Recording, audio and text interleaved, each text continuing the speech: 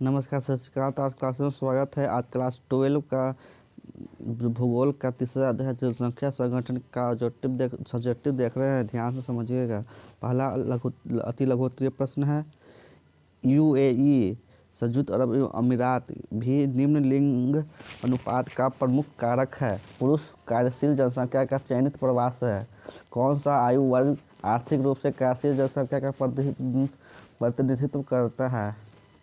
15 से 59 वर्ष। विश्व में सबसे अधिक लिंगानुपात किस देश का है? लाटविया या 887। विश्व में सबसे कम लिंगानुपात किस देश का है?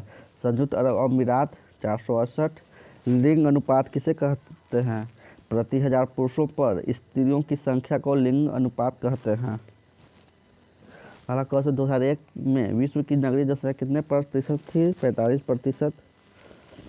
अति लघु उत्तरीय प्रश्न, संसार का औसत लिंगानुपात कितना है? 990 महिलाएं प्रति 1000 पुरुष। विश्व का सबसे बड़ा भाषा समूह कौन सा है? मंडारिन चीनी। संसार के कितने देशों का प्रतिकूल लिंगानुपात है? 72 देशों का।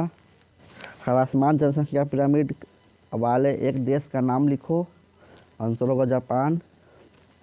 स्थिर जनसंख्या पिरामिड वाले देश का उदाहरण दो। ऑस्ट्रेलिया। विस्तारित जनसंख्या पिरामिड वाले देशों के कुछ उदाहरण दो। Nigeria, Bangladesh, Mexico.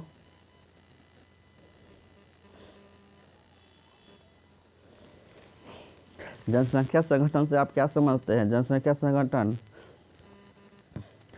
कोई भी जनसंख्या विभिन्न आयु वर्ग के स्त्री पुरुषों से मिलकर बनती है। जनसंख्या संगठन या जनांकीय संरचना जनसंख्या की उन विशेषताओं को प्रदर्शित करता है जिनकी माप की जा सके, जिनकी मदद से दो विभिन्न प्रकार के व्यक्तियों के समूह में अंतर अथवा तुलना की जा सके।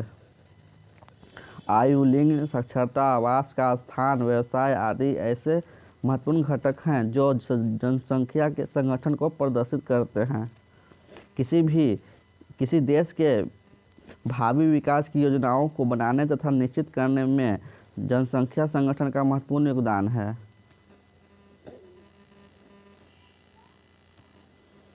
अगला क्वेश्चन, आयु संरचना का क्या महत्व है? आयु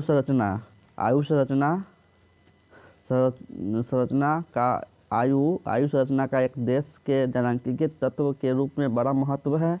आयु संरचना के आधार पर यह ज्ञात किया जा सकता है कि विभिन्न आयु वर्ग के लोगों का कितना प्रतिशत है।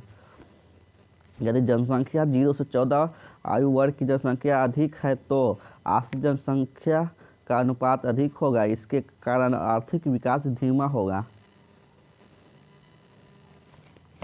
15 से 59 वर्ष की आयु में अधिक जनसंख्या होने पर कार्यशील अथवा अर्जक जनसंख्या अधिक होने की संभावना होती है, जो देश के संसाधनों के दोहन करने में सहायक होती है। 60 वर्ष के ऊपर के आयु संरचना वर्ग में बढ़ती हुई जनसंख्या के वृद्धि की देखभाल पर अधिक व्यय होने का संकेत मिलता है।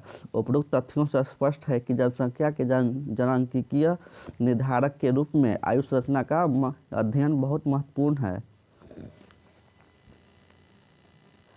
अगला क्वेश्चन, साक्षरता दर से आप क्या अभिप्राय है? संसार के विभिन्न देशों के बीच साक्षरता दर में बड़ी असमानता क्यों है? उत्तर, साक्षरता दर से अभिप्राय 7 वर्ष व उससे अधिक आयु के उन लोगों के प्रतिशत से है जो अपने दैनिक जीवन में अपनी समझ के अनुसार कथन को लिख या पढ़ सकते में समर्थ हैं। साक्षरता दर किसी देश की जनसंख्या का गुणात्मक पहलू है। साक्षरता दर को प्रभावित करने वाले कारक निम्न हैं। पहला, आर्थिक विकास का स्तर। विकसित अर्थव्यवस्था वाले देशों में साक्षरता की निम्न दर तथा उत्पन्न नगरीय अर्थव्यवस्था वाले देशों में उच्च साक्षरता दर पाई जाती है। नगरीकरण, जिन प्रदेशों में जनसंख्या का अधिकांश भाग नगरों में निवास करता है वहाँ साक्षरता दर ऊंची है, जैसे यूरोप के देश। लेकिन जिन देशों में ग्रामीण जनसंख्या का प्रतिशत अधिक है वहाँ साक्षरता दर निम्न है।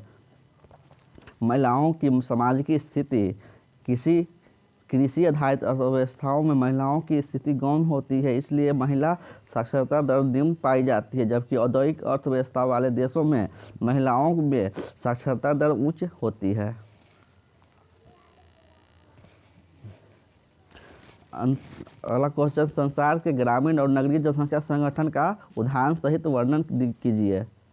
उत्तर, संसार के ग्रामीण व नगरीय जनसंख्या संगठन के महत्वपूर्ण बिंदु निम्न है।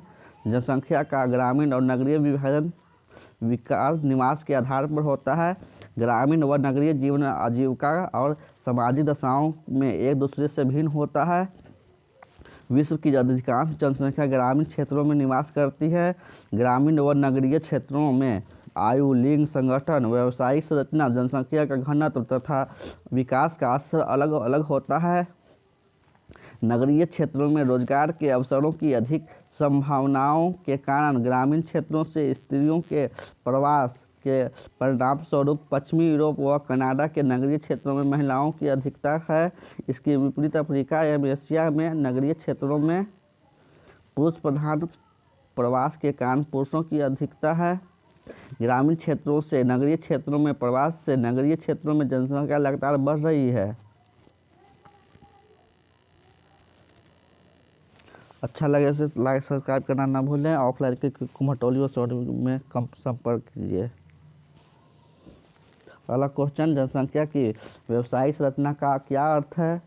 विश्व के पाए जाने वाले व्यवसायिक संरचना के 4 प्रमुख वर्गों की उदाहरण सहित व्याख्या कीजिए। व्यवसायिक संरचना किसी निश्चित आर्थिक कार्य के अंतर्गत लगे सक्रिय जनसंख्या के अनुपात को वितरण को व्यवसायिक संरचना करते हैं। प्रमुख वर्ग हैं: प्राथमिक व्यवसाय के अंतर्गत आखेटन, कृषि, वानिकी, मत्स्य पालन और खनन। द्वितीय व्यवसाय के अंतर्गत विनिर्माण उद्योग एवं शक्ति उत्पादन। तृतीय व्यवसाय के अंतर्गत परिवहन, संचार, बैंकिंग, अन्य सेवाएं।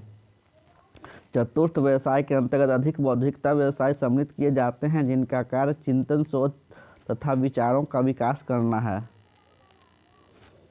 विश्व की जनसंख्या का औसत लिंग अनुपात कितना है? विश्व में लिंग अनुपात स्त्रियों के प्रति होने के कोई 3 कारण बताइए।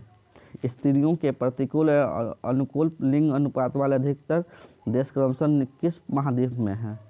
उत्तर, विश्व की जनसंख्या का औसत लिंग अनुपात प्रति 1000 पुरुषों पर 990 स्त्रियां हैं। लिंग अनुपात स्त्रियों के प्रतिकूल होने के प्रमुख कारण निम्न हैं: स्त्री भ्रूण हत्या, स्त्रियों के प्रति घरेलू हिंसा, स्त्रियों के सामाजिक आर्थिक स्तर का निम्न होना। प्रतिकूल लिंग अनुपात वाला महाद्वीप एशिया, अनुकूल लिंग अनुपात वाला महाद्वीप यूरोप। अगला क्वेश्चन, विश्व के राजनीतिक मानचित्र में ए से लेकर जे तक के द्वारा भौगोलिक लक्षण दिखाए गए हैं। नीचे दिए गए विवरण की सहायता से इसकी पहचान कीजिए तथा मानचित्र पर दी गई बिंदु रेखाओं पर इसकी सही नाम लिखें। पहला, ए मानव विकास सूचकांक में विश्व का सबसे निम्न स्तर वाला देश नाइजर। मानव विकास सूचकांक में विश्व का सबसे उच्च स्तर वाला देश नॉर्वे। एशिया में मानव विकास सूचकांक के उच्च स्तर वाला देश सिंगापुर। बांग्लादेश के मेगासिटी ढाका। इंडोनेशिया के मेगासिटी जकार्ता। ईरान के मेगासिटी तेहरान। नाइजीरिया की मेगासिटी बलागोरा। ब्राज़ील की सबसे बड़ी megacity Sao Paulo. Greater Britain की मेगासिटी लंदन। जापान की मेगासिटी टोक्यो।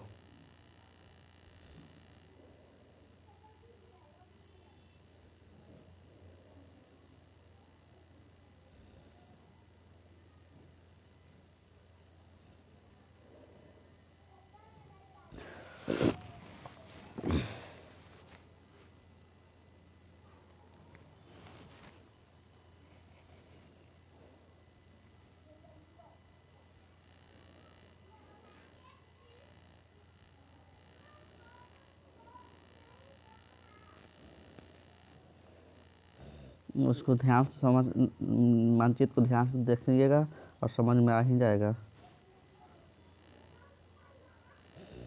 धन्यवाद। ज्योग्राफी का तीसरा अध्याय समाप्त हुआ।